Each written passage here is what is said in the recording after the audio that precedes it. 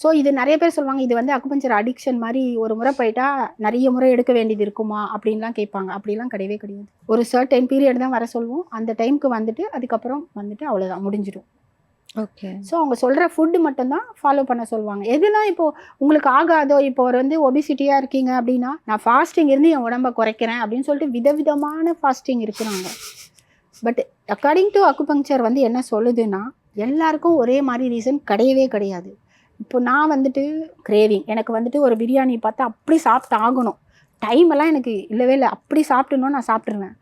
அதே மாதிரி ஒரு ஸ்வீட்டு பார்த்தா சாப்பிட்டுடுவேன். அந்த மாதிரி சாப்பிட்டுக்கிட்டே இருந்து நீங்கள் ஒபீஸாக இருப்பீங்க. அவங்க வந்துட்டு ஃபாஸ்டிங் இருந்தீங்கன்னா கண்டிப்பாக குறைவீங்க. ஆனால் உங்களுக்கு ஹார்மோன் இம்பேலன்ஸாக இருக்குது.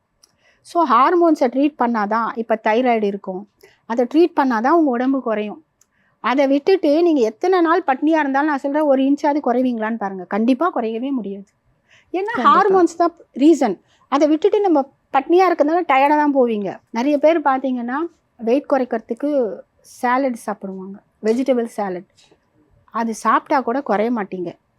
அது ரொம்ப தவறானது. அந்த சாலட் வந்து பச்சையாக நான் சொல்கிறேன், அது ராவாக சாப்பிட்டா கண்டிப்பாக ஸ்ப்ளீனை போய் டேமேஜ் பண்ணும். அப்போ குறையவே குறையாது. ஸ்ப்ளீன் தான் வந்து நம்ம வெயிட் போடுறதுக்கு எல்லாத்துக்குமே காரணம்.